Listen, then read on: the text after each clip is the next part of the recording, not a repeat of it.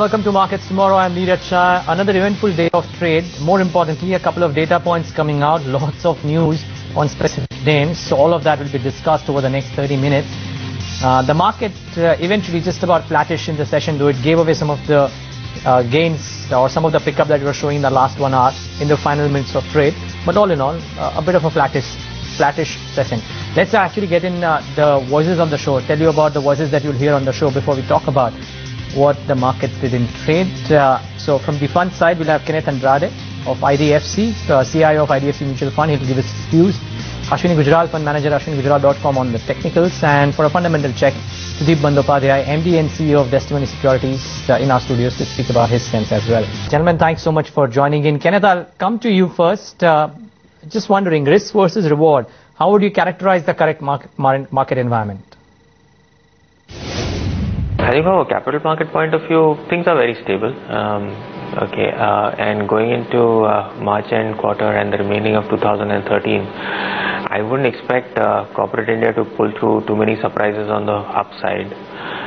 Given the fact that the Jan-Feb-March quarter accounts for 40% of total revenue during the year, I think it'll be fairly muted. So that sets the pace for that sets the tone for the remainder part of the calendar year. And in the remainder part of the calendar year, we've got a number of events that are coming through, especially the run-up to the elections in 2014. That's a very large spend from political parties. Plus, you've got a pretty large allocation from the budget towards social sector spending again this year. So these are a couple of things that should hold up your economy. So from a broader sense, the environment should hold itself together for 2013 and early part of 2014. This will also reflect on a very stable set of numbers from corporate India. Like I said, we do not expect any major surprises on the upside, but balance sheets will tend to repair themselves in this period of time. So it's a timeout in the market. You will have a couple of companies gaining market shares, which is what we like. You'll have industries consolidating, which is the other part of the matrix. And put together both, I think the years post that should be pretty interesting to watch. Sudeep, the key data that came out today was the IIP, and while a lot of people anticipated it will come in around 1%, it came in at 2.4. Now I know it's volatile, it may probably not stay the same, but heartening to see that there is some bit of an uptick in some of the key monitorables within the IIP data as well.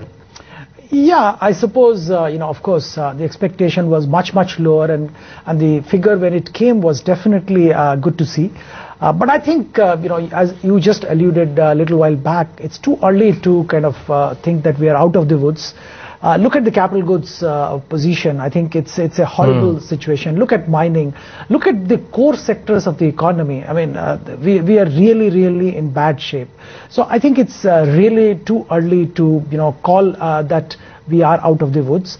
Also, I would say that manufacturing number, which came as a positive surprise to pretty much everybody, it may be just that the stocks getting cleared or some such statistical issue which probably gave rise to this positive number. So I won't read too much into this. Of course, it's a positive news and good to think about, but nothing great, and definitely we should not let down our vigil. Yeah, which is a fair point. I think mining also improved a wee bit, but till KGD6 doesn't get solved, or the coal prices or the coal thing doesn't get resolved, difficult to expect mining to recover as well. But the market, Ashwini, was a very interesting day of trade, as we spoke about in the closing show as well, that it did not buckle down despite the fact that it sold off quite a bit post the consumer data and numbers coming out. What do you make of how the market traded? It was very volatile towards the last 1 hour of trade, but held out sufficiently, you think, for your liking? Well, let's be clear that the market in the short run does not have much to do with fundamentals, and the market moves much in advance of where the economy bottoms out, etc. So that has no relation with what's happening right now. What we have done is we've held on to 56.30, which on a weekly basis was the previous intermediate top. So that means the higher top, higher bottom formation is still in place. Now, we seem to be moving sideways. In the immediate short run, we've had a large 300-point rally. So just some consolidation. As long as 58.50, 58.60 holds on, you will believe that the market will restart its rally. It may not get to 6100, but I think there is one leg left, and that should happen in the next few days. So broadly, the trading stop loss is about 58.50, 58.60. Below that, the downtrend would probably resume, and then you need to change your trade orientation. And while it was really the side markets which had the newsmakers in today's trade, Sudeep, one important piece of news, and ET Now exclusive, about ITC hiking cigarette prices by almost 10 rupees per 74 mm pack. That would be 1 rupee a cigarette, so to say, much more than the budget impact of the excise rates announced. I mean, what do you make of the move one, and what's the call on the consumers or ITC in particular? Well, I think ITC definitely has been doing well and consistently quarter on quarter. The kind of growth they have shown over the last 2-3 years is really commendable. Obviously, the demand is inelastic to a great extent on their principal product, which is the cigarettes, and they have taken the opportunity of increasing prices at every possible point to ensure that the margins remain healthy, and there is absolutely no dip whatsoever in the performance. So I think the trend will continue in the foreseeable future, and I think investors should remain invested or look at adding ITC at every possible dips. Okay, so that's the fundamental view on ITC. Ashwini, just wondering, what about the charts? What do the charts show? Could there be more upsides in ITC? ITC is not the kind of stock which is always moving up or down. I think it has done extremely well where a lot of consumption stocks have fallen by the wayside, and it is in one of those phases where it remains sideways for long periods of time, and once we can get past 310, I think then you'll be able to see probably 350, but till that time I think it'll be up and down for ITC most of the way. Now, a few pockets that I want to talk about, but just one large cap pocket that I want to address with Kenneth before we talk about the mid caps, and that's IT. Mind you, after having a really good run, the last 3 or 4 sessions, the IT stocks have corrected. And Kenneth, you did talk about, earnings broadly, but would IT continue to hold up in that case? Or is it all in the price when it comes to autos? Would it now be a good time to perhaps start nibbling into auto names like M&M and Maruti as well? So what's the story with some of these names, and particularly auto? Okay, you've taken two extremes of the economy. One is which is very export driven, and when I say it's very export driven, it's very dollar denominated earnings, and there fairly from purely currency point of view, it's been they are in a sweet spot. The second part of the second part is that IT really never had a problem for the last 3 years. There's probably a company or two that really had a problem for the last couple of years, and that's effectively gotten resolved itself. So they'd get back to their 10 to 15% growth levels that they have historically been at, including the ones that haven't participated. So there's not too much of a problem as far as IT is really concerned. When you look at the reverse part of the entire equation, which is the cyclicals and some of the auto stocks that you've mentioned, there will be stress in that economy, but when companies can't grow headline numbers, they start concentrating on the cost sheets, and we see a lot of pressure being put on bringing costs down, and that should hold the companies out through the rest of the year. The outcome of all of this would be that if headline numbers start going up and if the economy actually bounces back, you start the entire market cycle with a very low cost base or on a lower cost base. So you become a very efficient manufacturer, and you build the cycle back again. So the last 5 years in this entire economic expansion that we have had, I wouldn't say 5 years because we've been expanding as an economy since 2005. you built up a lot of inefficiencies in the system. You need 2 or 3 years of a consolidating move that would bring management focus back onto cost, and we just wait for the cyclical upturn, and you should be okay. Okay, the other important factor that will impact some mid-cap metal names, some power companies as well, is what the news that we got today about the possibility, of course. The Supreme Court said that they may consider scrapping all the coal allocations done between 2004 to 2009. That will have an impact on the JSPLs, on some of the power names as well. And Sudeep, should this happen? I mean, it's really not something that is necessarily happening. But should this happen for some of the power companies or some of the metal companies, it wouldn't sit down too well. Though the companies did say that none of the operational plants are dependent on the mines that were allocated between 2004 to 2009. But it's a setback for sure if it happens. I completely agree with you. I think it is a complete disaster if this happens. Look, I mean, there's so many UMPPs which were the whole rationale for the bids by these companies were the captive coal mine available. Now, if you change the rules of the game and they have gone and set up their power plants, I think it's completely unfair and uncalled for. It will have a huge impact, and I think, you know, beyond the price impact, there will be impact on the confidence of the industry. I mean, something which the government is doing today, I mean, and based on that, the industry is going ahead and investing both time and money. After 4 or 5 years, you will cancel that, you know, how does one go forward then? I think it will be a disaster for the business confidence and also economically. Okay, fair call. So power was one and the metal names were the others. Ashwini, what about some of these names, the likes of JSPL or a Sesa Goa, which corrected a little bit in trade? So after 2 days of brief uptakes, they have again resumed the downtrend. Are there any trades here? Well, if you take stuff by, you know, crony capitalism, then you deserve to lose it. And I think that's becoming clear in this economy.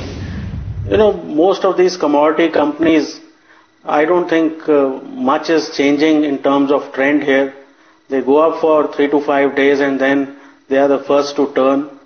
I still don't think they have become buys. They may stop falling, the speed of falling may reduce, but clearly there is no strength on the upside. Fair call. I think the other pocket that somehow displayed some strength in today's session was sugar. So 3 or 4 sessions in a row now, these stocks have done extremely well. If you look at this week's chart or the last 3 or 4 days chart, you will see there's been some inherent strength in the Renukas, Balrampurs and the Bajaj Hindustans of the world. It's after a while that I'm actually seeing such a sustained uptrend in some of these stocks. Sudeep, nobody talks about these stocks anymore, but they're probably not even owned in large portfolios. It's a small subset of what you would probably want to do, but just wondering, do you have a view here if indeed some reforms do come about? It's battered out of shape. Can it show a meaningful recovery, or you don't bet on that? No, I completely agree with you, Neeraj, that I think this were once the darling of the market. Everybody pretty much owned sugar stock, and from there it's kind of completely neglected now. And yes, I think the critical thing is the reform in this sector. Market has been waiting for ages for the reforms to come in, and one reason or the other reforms don't come. We are waiting for some state election or central election or some such thing, and reform measures which are long warranted are not being taken. If yes, the reforms do come and eventually there is a level playing field for all the 3 constituents, which is the farmer, the consumer and the sugar mills, it's good for the industry in the long run. And I think then people will again start looking at these counters and taking fundamental call based on their performance, based on their potential. Today I think it's a kind of a politically sensitive stocks. No regulatory decisions are taken in the right spirit. So people under-own this, but yes, if the regulatory changes, the desired changes do happen, we should again look at all these sugar stocks. Some of them are extremely attractively valued at current point of time. You look at any of the other names, Sudeep, from the consumption theme. I mean, there's talk of Jubilant Foodworks going and increasing prices. I mean, it's just one odd company and not really depicting of the sector per se, but we spoke about ITC. What about some of the mid-sized names? Anything that appeals to you purely by virtue of return ratios or the sustained growth that they have shown? Absolutely. I think we continue to remain bullish on the FMCG sector, Neeraj. In fact, I don't like Jubilant because I think the company is looking stretched. The valuations are looking stretched even at current levels after the corrections. But I do believe in a lot of other consumption names. Bata is one. I think it's a fantastic company. From current levels, there is significant growth possible. I won't be surprised if it gives you 20% plus return in about 6 months' time. There are lots of other interesting companies. Marico is one which we are looking at this point of time. The healthcare division's segregation should give good results to Marico. The raw material prices have come down. There are many companies, but I think we need to stay away from the frontline counters or the popular counters, I would say, because they have valuations which are looking a bit stretched. Now we talk about what to do in tomorrow's session. Let's first get in Gargi to speak about what dealing rooms are recommending in trade. And Gargi, the first stock that your dealing rooms are telling you about. Well, that's Sri Renuka, and the entire sugar pack has been gaining momentum. If you look at the last week's trading session, in fact, it's a 6th day of gain coming in for Sri Renuka. In the last month, in fact, on a month-to-date basis, it's up almost 11%.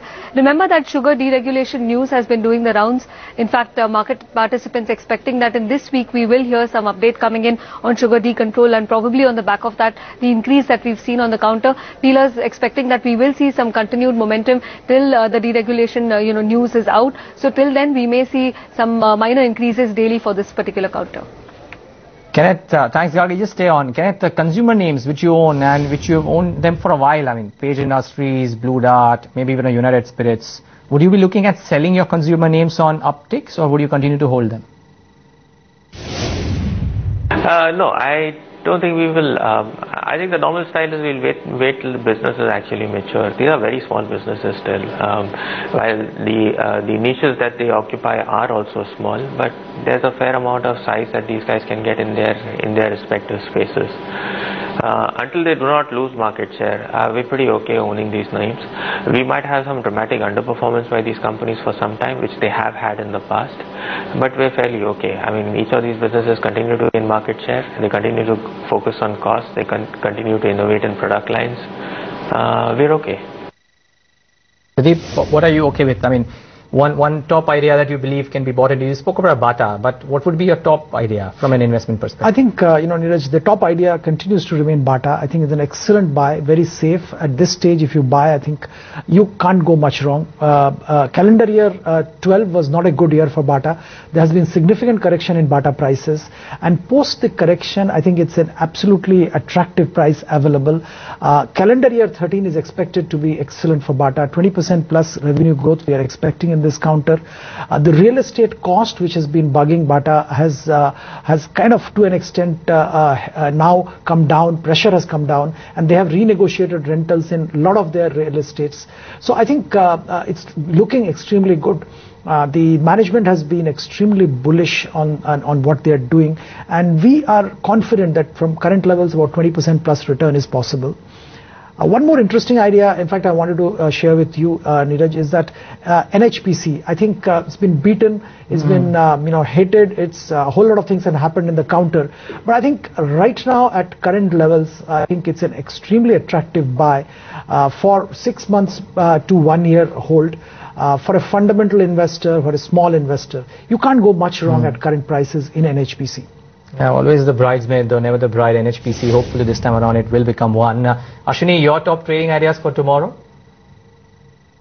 I think cement came back strongly today, so ACC is a buy with a stop about 12.30, target of 13.10. Ambuja Cement is a buy with a stop about 186, target of 202. And Reliance Capital is a sell with a stop about 380, target of 356. The second stock that your dealing room sources are telling you about. Well, dealers suggesting a short recommendation, a sell recommendation, in fact, for MCX. If you look at the counter post the budget, there has been a selling coming in, and the commodity trading tax, that probably could be one point that is deterring investors from continuing to buy in this counter. 8% decrease in the last 5 days on a month-to-date basis, 15% decrease coming in. That's more or less the decline from the budget that we've seen. So 15% decline, and probably little more weakness expected for MCX going forward. 935 is where it's closed today. Okay. Gargi, thanks a lot for joining us and giving us the top ideas from the dealing rooms. But afraid we are out of time completely. Sudeep Bandyopadhyay, Ashwini Gujral, Kenneth Andrade. Gentlemen, thanks so much for joining in on this leg of Markets Tomorrow. From the team that put the show together, thank you so much for watching.